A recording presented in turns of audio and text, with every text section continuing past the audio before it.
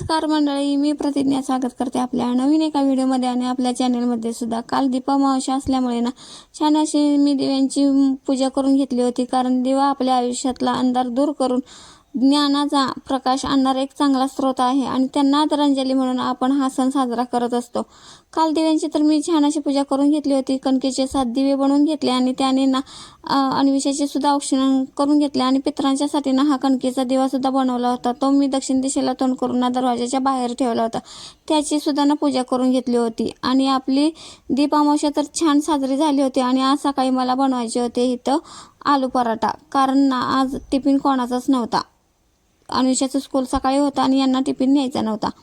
मग म्हटलं चला आज आपण आलू पराठा बनवून घेऊया। त्यासाठी मी इथं गव्हाचं पीठ घेतलं, त्यामध्ये थोडंसं डाळीचं पीठ घेतलं होतं। मीठ हळद थोडीशी घातली, कारण हळद घातल्यामुळे ना पराठ्याच्या पिठाला ना एक चांगला कलर येतो आणि आपला पराठासुद्धा छान दिसतो। आणि वरून थोडासा ओवा घातला होता आणि तेल ना थोडंसं टाकून घेतलं होतं आणि ते छान असं पीठ मळून घेतलं। आणि इथे बटाटा सुद्धा उकडला होता तोपर्यंत। मग म्हटलं चला लगेच बटाटा सोलून घेऊया।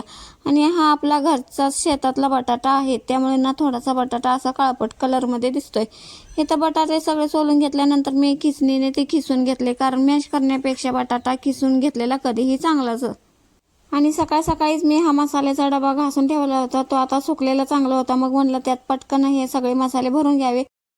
असे मसाले एकत्र असले ना कुठल्याही भाजी पटकन करता येते। आणि या डब्यामध्ये ना मी खाली व्हाईट कागद घातला आहे, जेणेकरून भाजी करताना त्यामध्ये कुठले मसाले सांडले ना तर पटकन ते स्वच्छ करायला आपल्याला बरे पडतात। आणि कॉमनमध्ये मी सगळ्यामध्ये ना एकच चमचा ठेवते, त्यामुळे ना कुठलाही मसाला चमच्याने पटकन टाकता येतो। इथं बटाट्याचा खीस घेतला होता, त्यामध्ये सगळे हे मसाले टाकून घेतले। हळद पूड टाकली, धनेपूड, जिरेपूड, थोडीशी आलं मिरची लसूण यांची पेस्ट केली होती ती, मीठ टाकलं आणि हे सगळं ना एकत्र आपल्याला करून घ्यायचं आहे। वरून थोडीशी कसुरी मेथी सुद्धा टाकली होती।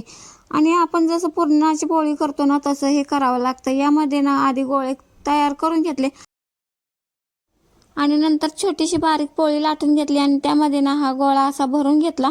आणि आता हे आपण पराठा लाटून घेऊया।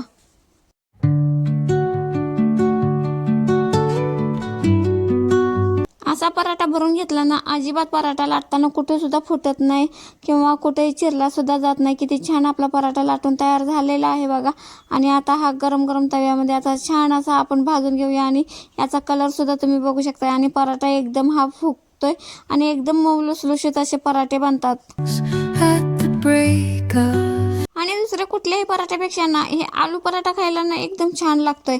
आणि आपले इथे छान असे पराठे तयार झालेले आहेत। आता बाकीचे सगळे मी पराठे बनवून घेते आणि प्रत्येकाला लगेच ब्रेकफास्टमध्ये देऊन घेते।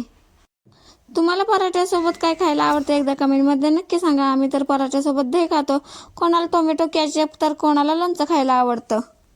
आणि दुपारी जेवण झाल्यानंतर बघा अन्विषाला एक टॉप घ्यायचा होता, म्हणून आम्ही शॉपमध्ये गेलो होतो, कारण त्यांच्या स्कूलमध्ये कार्यक्रम होता आणि तिथे एवढा जोरदार पाऊस सुरू झाला होता, त्यामुळे आम्हाला एका दुकानासमोर असं बराच वेळ थांबावं लागला। नंतर नेट कॅफेत काम होतं म्हणून तिथं गेलो। आणि तर चला मग हा व्हिडिओ इथंच एंड करते, पुन्हा भेटू नेक्स्ट व्हिडिओमध्ये, तोपर्यंत बाय।